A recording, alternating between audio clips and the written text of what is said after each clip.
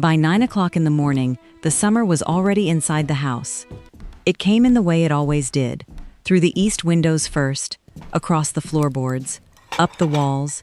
It found the kitchen before the kitchen was finished with breakfast, and it settled in the upstairs bedrooms like something that had paid rent and intended to stay.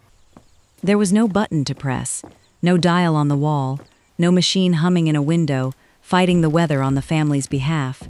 And yet that house was not helpless. Somewhere between 8 and 9, a woman crossed the front room and pulled a curtain closed. Nobody asked her to. Nobody noticed. She did it the way you'd close a gate before the animals got out, not because something had gone wrong, but because she knew exactly what was coming, and she knew what time it was coming. That is the whole story, right there, in one small motion nobody would ever remember. She was not reacting to the heat. She was getting there first. If you are old enough to remember a house like that, a house with a deep porch, a screen door that slapped shut on its own, windows that went up and down instead of sliding sideways, then you already know what I'm talking about. You just may never have called it what it was. It was a system. We tend to tell the story of those years as a story of what people did without. No air conditioning, no cold water on demand, no sealed rooms holding one temperature from January to December. And that's true. They did without all of it. But doing without is a lazy way to describe what actually happened in those houses, because it makes it sound like they simply suffered and waited for October. They didn't. They ran a cooling system, a real one. It just wasn't made of metal. It was made of shade, of timing, of height, of wind, of a person paying attention. That house had an entire strategy for the sun, and the strategy started before the sun did. It had rules about which windows opened and which stayed shut, and the rules changed by the hour. It had rooms that were used in the morning and abandoned by 2 in the afternoon. It had a dinner cooked at 7 a.m. so the kitchen wouldn't set the whole house on fire at 6 p.m. It had beds that moved, actually got picked up and carried, when a bedroom refused to let go of the day. None of it was written down. All of it was known. And here is the part that stays with me.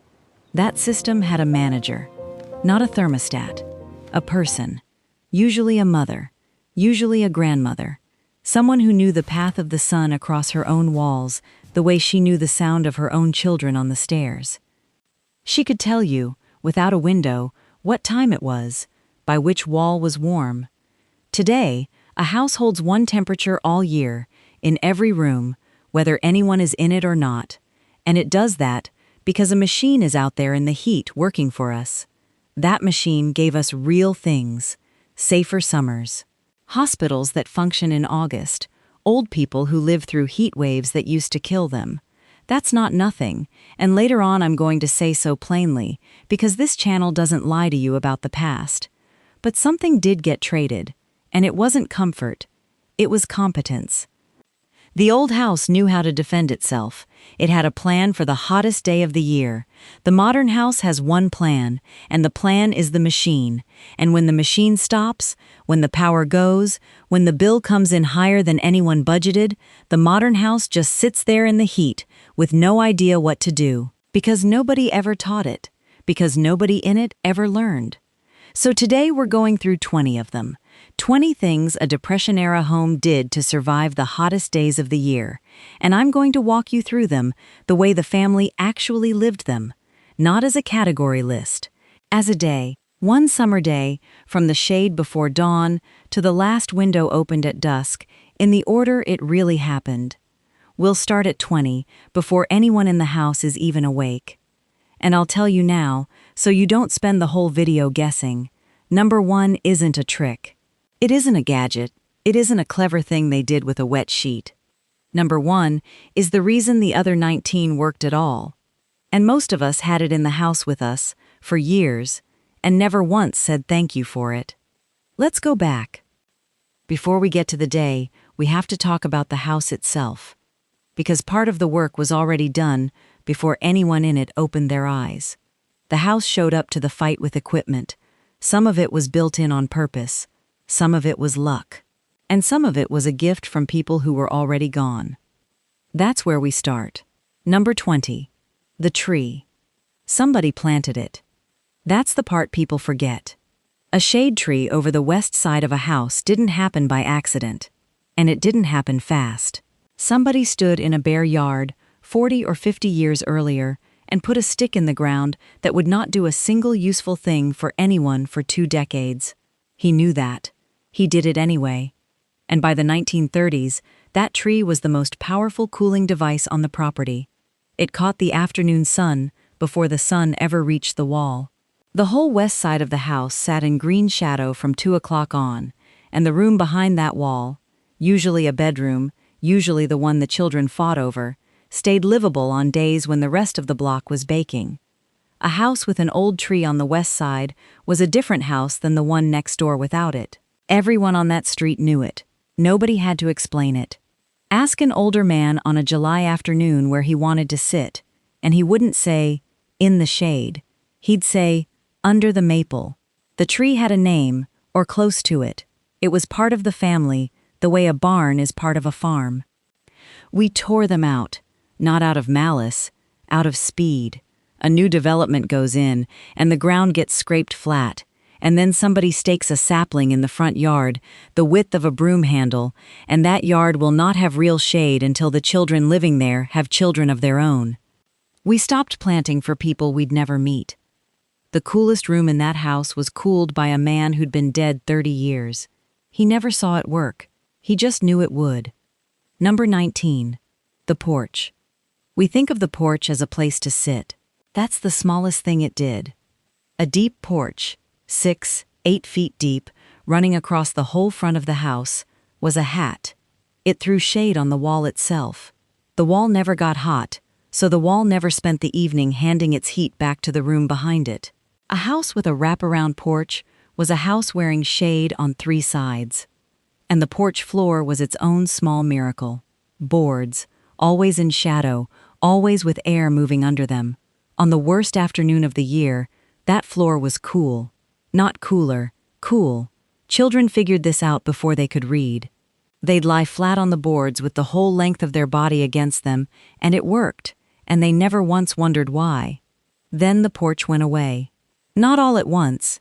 It shrank into a stoop, then into a slab, then into nothing but a number in a floor plan. Because we didn't need shade anymore. We had a machine that made shade unnecessary. We got rid of the porch and kept the wall. Then we bought a machine to cool the wall down. Number 18. The awnings. Here's the thing about heat and glass. Once the sun comes through the window, the heat is in the room. It's yours now. You can pull every shade in the house and you're just hiding it, not removing it. They knew this, so they stopped it outside. Canvas awnings, striped, cranked out over the windows on the sun side. They caught the light before it ever touched the glass. The room behind an awning stayed a different temperature than the identical room without one, and the difference was not small. And it was a ritual. In May, a man got up on a ladder and put them up, and his son handed him things and got yelled at for handing him the wrong things. In September, they came down, got brushed off, got folded, and went into the attic or the garage until the next May. That's a strange kind of work when you think about it. A man on a ladder in May, sweating a little, doing something whose entire purpose was a day in August that hadn't happened yet. That's the whole mind of that house in one image. An awning is a decision made in the spring about an afternoon you can't see yet. We don't make those anymore. We wait for the afternoon, and then we press something. Number 17. The height. 10-foot ceilings. 12 in some old houses. Nobody built those because they were grand. Well, some did. But in an ordinary working family's house, the height was doing a job. Heat rises. If your ceiling is up there, the hot air lives up there, sitting in a layer above everyone's head, and the family lives underneath it. Stand on a chair in one of those rooms in August, and you'd feel it. There was a different summer 3 feet over you. Children discovered this by accident, the way children discover everything. Up on a chair to reach a shelf, and there it is, a wall of warmth waiting at the top of the room, held there like water in a tank. Modern rooms are 8 feet, and there's a reason for that, and the reason is money. Less wall to build, less volume to condition. The machine works less. It's efficient, and I'm not going to pretend it isn't. But an efficient box only works when the box is running. They didn't have a ceiling that high because they liked the look of it. They had it because the heat needed somewhere to go that wasn't your face. Number 16. The transom. That little window above the door, hinged at the bottom, tipped open with a pole or a stiff arm. It looks like decoration to us. It wasn't. It was plumbing for air. Because here's the problem. A bedroom needs privacy. A bedroom door needs to close. And a closed door in a hot house is a stopper. It kills the movement of air completely. And by 2 in the morning, that room is a sealed pocket with a person in it. The transom solved it. Door shut, air still crossing. Privacy without suffocation. And there was something else about it that nobody designed on purpose. With the transom open, you could hear the house. A child in bed on a summer night could hear the low sound of parents talking in the front room. Not the words, just the tone. Just enough to know that the adults were still up, still there, and that whatever they were discussing in that careful low voice was being handled. A house that could breathe was also a house you could hear. We build sealed rooms now. Better for the machine, quieter too. We closed the transom and lost the sound of our parents talking. That was never the plan. It just happened. But all of that was only equipment, and equipment doesn't run itself. This is where the house stopped being a building and started being an organism, because somebody had to work it, and they had to work it on a schedule, and the schedule started at a time of day most of us now sleep straight through. Number 15. The window opened at dusk. Come to the end of the day for a minute. We'll come back to the morning. The sun is down behind the neighbor's roof. The air outside has finally turned, and a woman crosses the room, unlatches the sash, and lifts, and the curtain moves. You've seen this. If you grew up in a house like that, you have this in you somewhere. That first slow swell of the curtain when the window goes up at dusk, the fabric lifting off the sill like something breathing in. Everybody felt it at once. That's the part I want you to remember. Nobody announced it, but somebody on the porch would stop talking mid-sentence. A child would look up. The whole house registered the same information at the same second. It's turning. And then every window in the house went up. Every one. The house spent the whole night pulling in cool air, hour after hour, filling itself with it, soaking the plaster and the floorboards and the furniture with it. That was not relief. That was work. That was the house charging up for tomorrow. They weren't opening the windows because it felt good. They were opening the windows because, at 9 the next morning, they were going to need something to spend. Number 14. And then, in the morning, they shut it all. This is the one that confuses people now. Modern instinct says, it's hot. Open a window. Get some air in here. They did the opposite. Somewhere around 8, 8:30. The exact minute varied by house and by woman and by which way the place faced. She went around and closed it. Sashes down, latches over. The house sealed itself while the day was still young. Because the cool air in that house was the only cool air that house was going to get for 12 hours, and if you left the windows open past 9, you were pouring it out on the ground. They were not letting air in.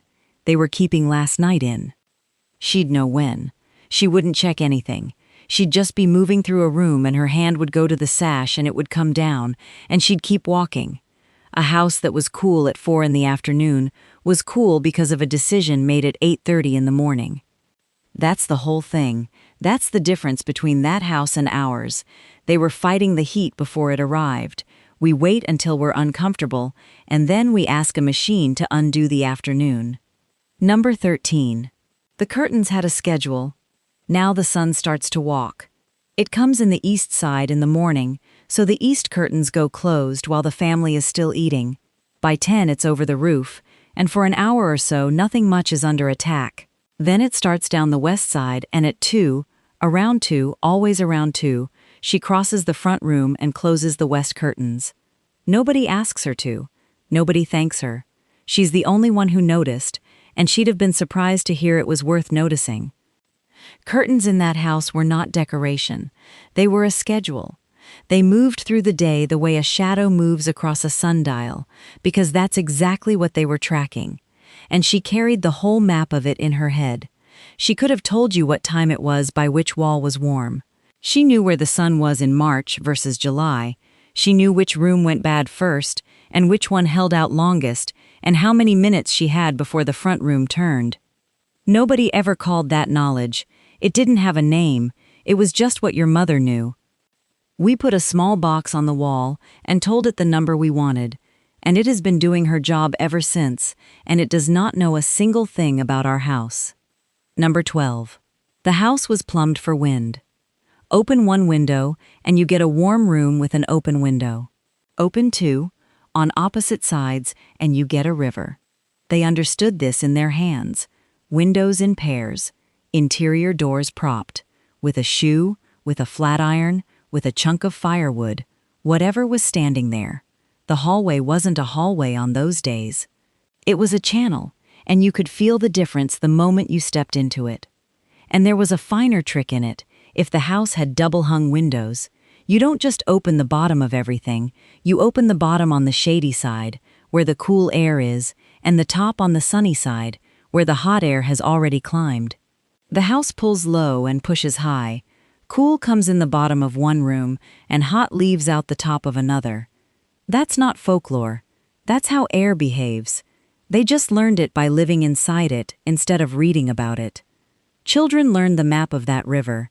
There was a spot in every one of those houses, a doorway, a landing, the bottom of the stairs, where the air actually moved, and the kids knew where it was and would sit in it and fight over it. You don't fight over a spot in the room anymore. Every room is the same now. That's supposed to be the improvement. Which brings us to the family, because the house could only do so much. At some point, the people in it had to move.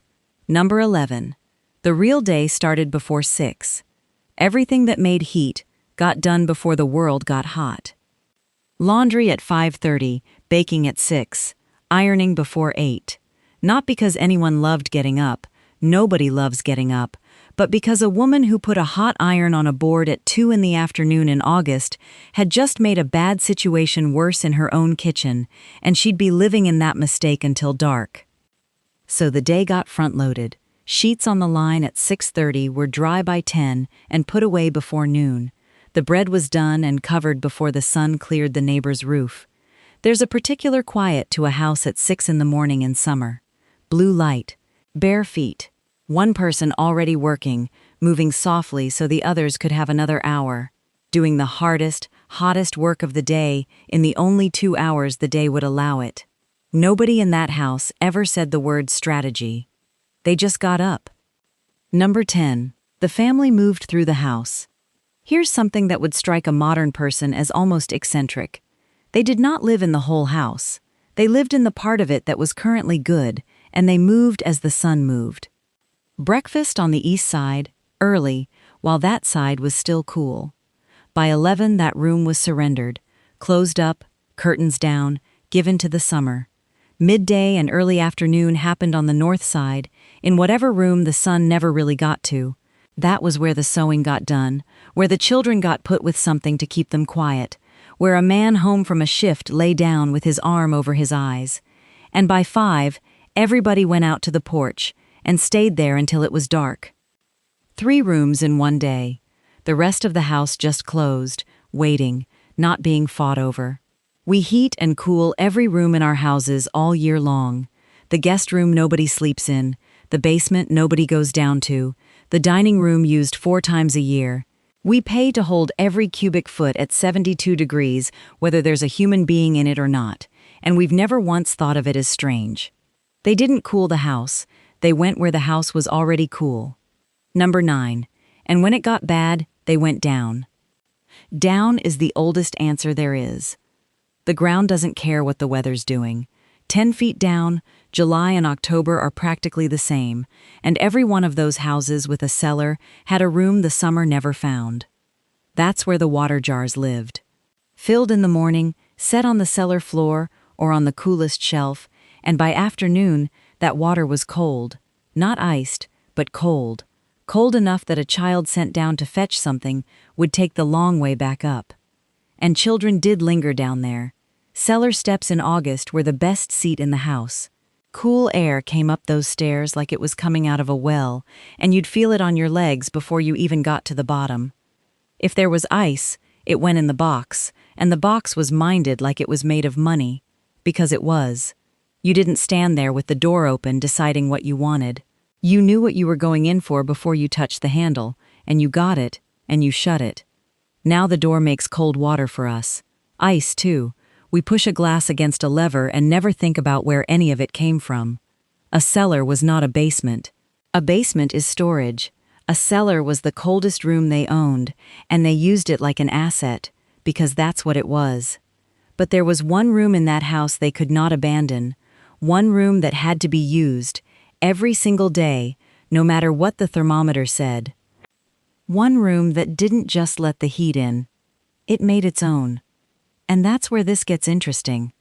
The stove was the problem, not the sun. The sun you could shade, block, close out, wait out. The sun kept a schedule, and the schedule was known. But the stove was inside, and the stove was necessary, and the stove made a heat the sun couldn't match. A wood range going in a closed kitchen in July was not a warm room. It was something closer to a furnace, with a family standing next to it. It put out heat for hours after the fire was gone. The iron held it, the bricks held it, the whole back of the house held it, and gave it back all night long, into the bedrooms, into the sheets, into a child lying awake at 11 o'clock wondering why the room wouldn't let go. Every good thing that house did during the day could be undone in 90 minutes by one meal cooked at the wrong time. So the summer went to war with the kitchen, and the kitchen lost. Number 8. They moved the fire out of the house. Some families had a real one, a summer kitchen, a separate little building out back, 20 feet from the house, its own stove, its own table, sometimes its own door onto the yard. From June to September, that's where cooking happened. The house didn't cook at all. Think about what that means. Somebody built a second kitchen, not for luxury, for distance, because the smartest thing you could do with the heat of a stove was put it where the wind could take it away from the people you loved. Most families didn't have that. Most families improvised, and the improvising is the part I find more moving, because it means they came to the same conclusion with nothing to work with. A stove dragged out to the back porch. A kerosene burner set up on a table in the yard, under the tree. A grate over a fire ring out past the clothesline. The oven simply not opened, from the first hot week to the last. Not once, not for anything, no matter what anyone wanted. The smoke went sideways across the yard, instead of up into the bedrooms. That's it. That's the whole idea. You could stand on a street in that town on a July evening and know exactly what everybody was doing, because the cooking was outside, and the sound of it was outside, and the smell of it was outside, and there wasn't a wall in the neighborhood keeping any of it in. They didn't cool the kitchen. They took the kitchen out of the house. Number 7. Dinner was cooked at 7 in the morning. Here's the one that tells you everything. If a family needed something hot at the end of the day, and sometimes they did, sometimes a man coming off 10 hours needed a real plate in front of him, then that food did not get cooked at 6 in the evening. It got cooked at 7 in the morning, before the sun cleared the roofline. While the house was still holding the night, she'd have the fire going while everyone else was still in bed, and the beans or the meat or whatever it was would be done and off the stove by 8, and then she'd cover the plates with a cloth or a plate turned upside down and set them in the coolest corner she had. And that's dinner. 12 hours early, cooked in the dark and waiting all day. I want you to see her hand doing it.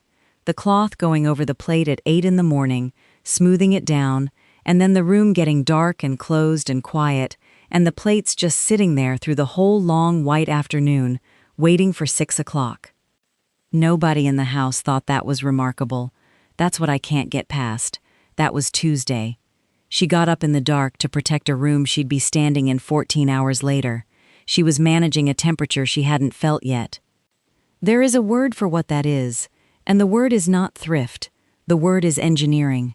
She just never got to call it that, because nobody hands out that word to a woman in an apron at 7 in the morning.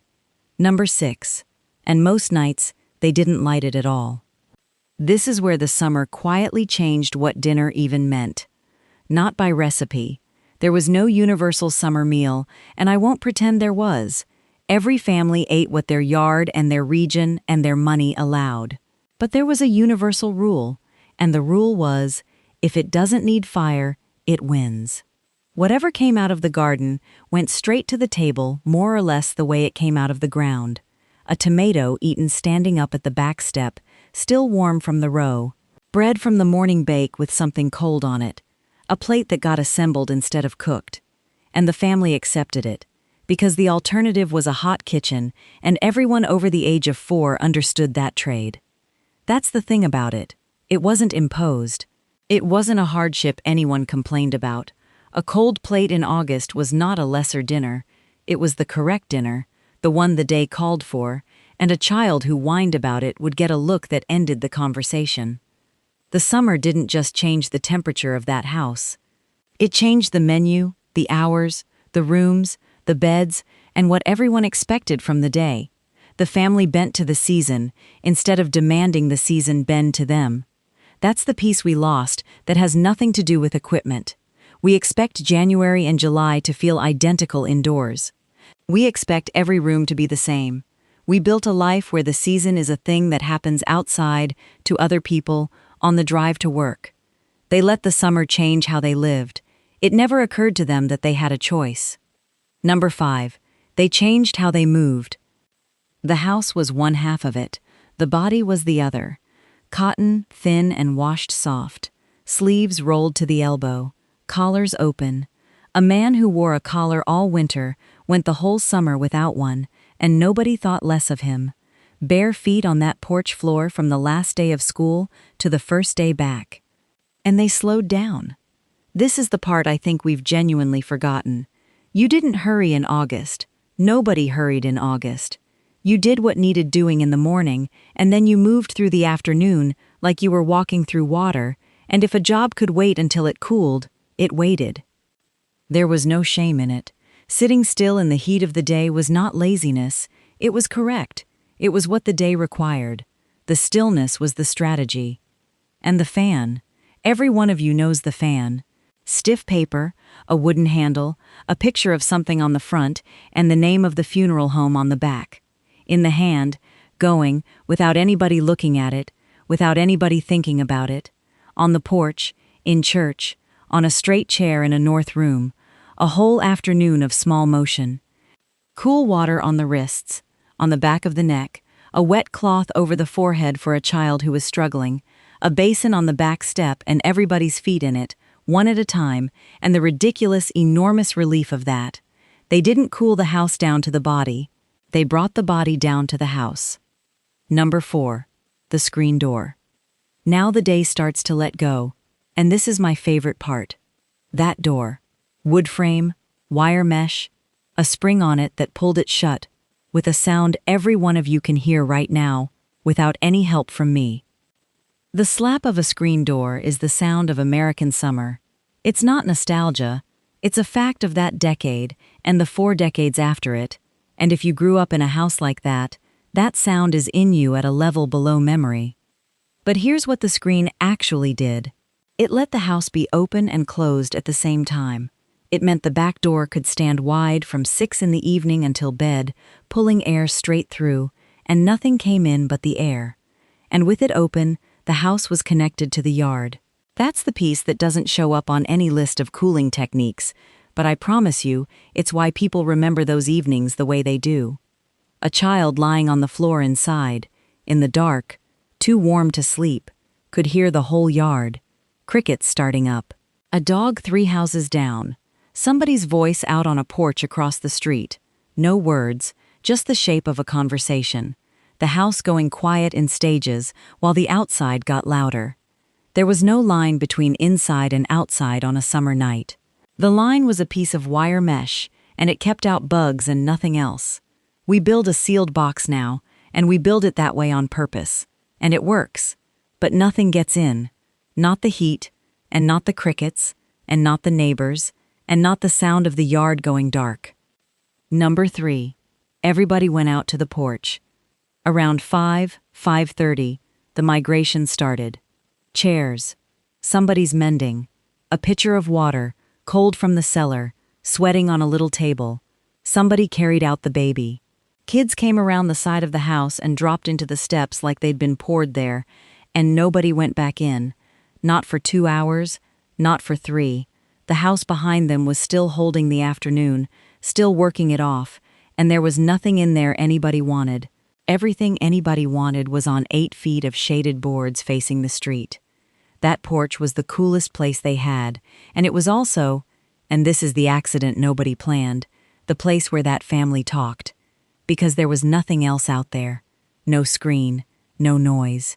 Just the dark coming on and the neighbors doing exactly the same thing on their own porches, close enough to say something too. That's where children heard the adults talk. Not to them, around them. That's where you learned who was sick and who'd lost work, and what your father actually thought about things. Half of what people in their 70s know about their own families, they know because they were sitting on a step in the dark in July and the grown-ups forgot they were there. And then, somewhere in there, the wind turned. Everybody felt it at once.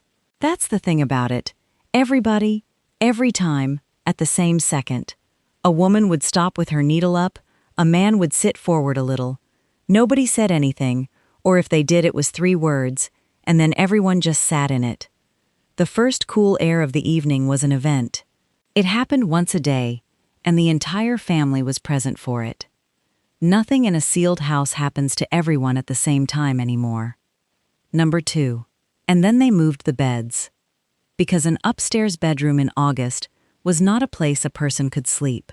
It had been collecting the day since noon, and at 10 at night it was still furious about it, and no amount of open window was going to fix it before 2 in the morning.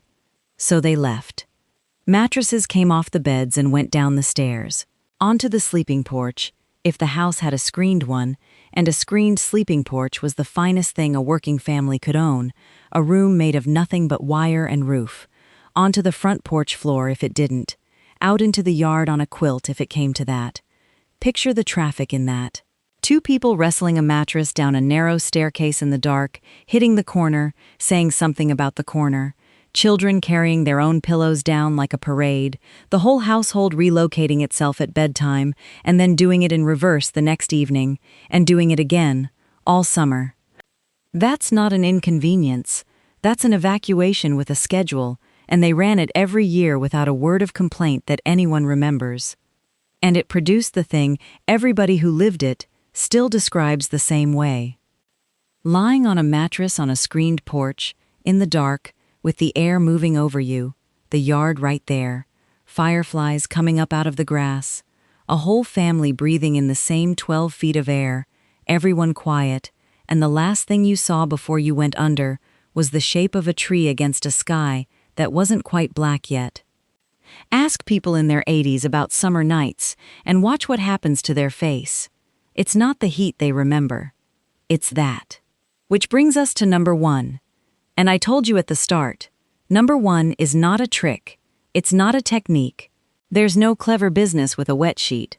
Because if you go back through all 19 of those, something ought to bother you. Every single one of them required a decision. The window at 8:30, the west curtain at 2, the stove at 7 in the morning, the awning in May for an afternoon in August, the mattress down the stairs at 10 at night, the plate covered with a cloth, the room surrendered at 11, and the other room opened at 5. None of that happens by itself. A house doesn't do any of that.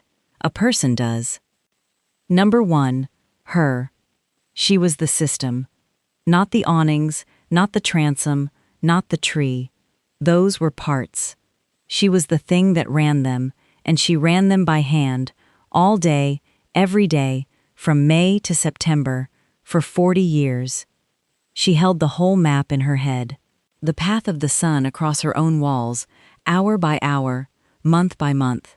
Which room went bad first, which one held, how long she had before the front room turned, what time the wind usually came, where the coldest shelf in the cellar was, and what would keep on it, and what wouldn't. She knew what time it was by which wall was warm, and she was never wrong, and she never once said any of this out loud, because who would you even say it to? It wasn't knowledge, it was just what you did. Nobody thanked her. That's the part that gets me. Not out of cruelty. Nobody knew there was anything to thank her for.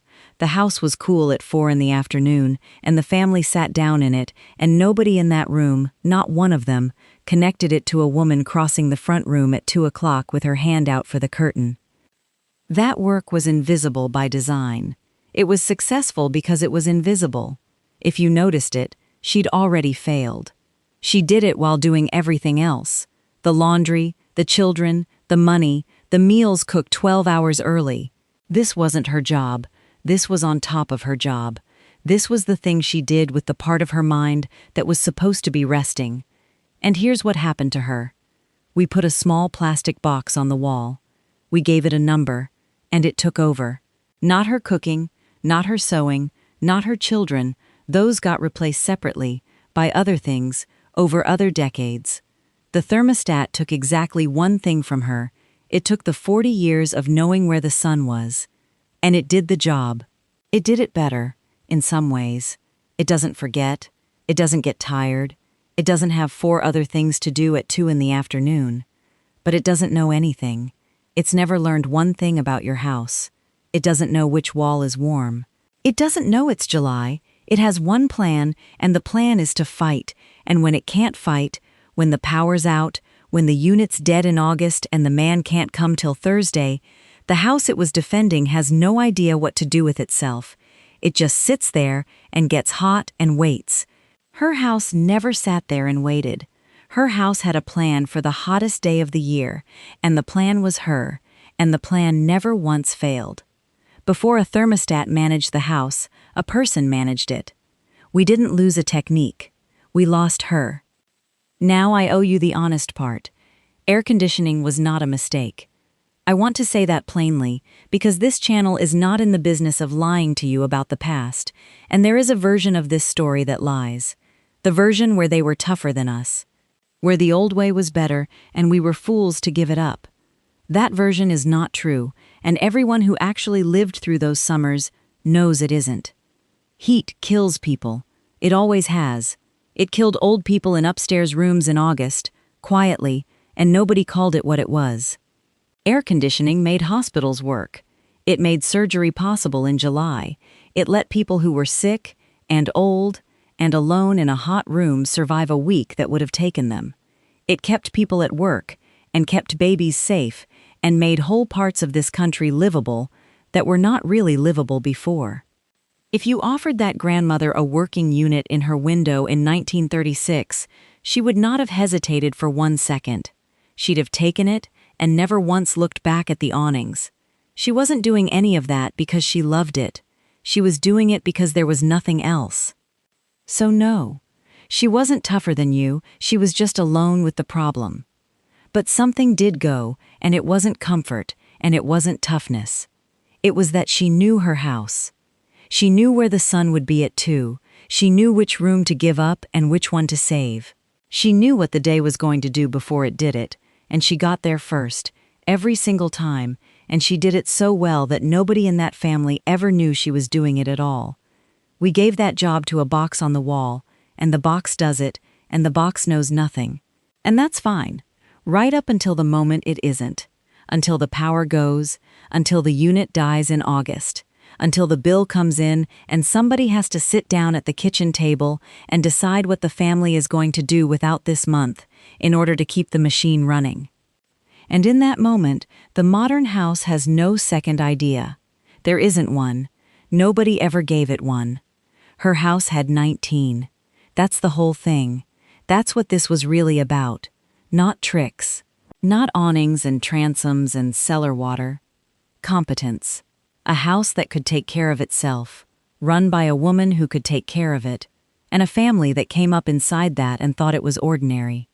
They were poor, but they were not helpless. And if you were in a house like that, if you can hear that screen door right now, if you slept on a porch, If you remember the exact second the wind turned in the evening and everybody stopped talking, then you were there for it. You saw her do it. You were sitting right in the room while she crossed it at 2 o'clock and closed the west curtain, and you didn't look up, because there was nothing to look at. That's all right. Nobody looked up. She never expected anybody to. But you can look up now. If this brought something back, tell me, down in the comments, what did your mother or your grandmother do to get that house through August? Was there a porch? A sleeping porch? A tree everybody sat under? Was there a cellar you were sent down to? And did you take your time coming back? Somebody reading your comment is going to remember their own grandmother because of it. That's how this works. That's the whole reason we're here. And if you know someone who lived those summers, send this to them. Let them tell you the parts I got wrong. Subscribe to the Depression-era home. Give this one a like if it earned it. We've got more of these coming, and we're not done with that house yet. She's been gone a long time now. But every time somebody remembers a cool room on a hot afternoon and finally understands why it was cool, she's still working.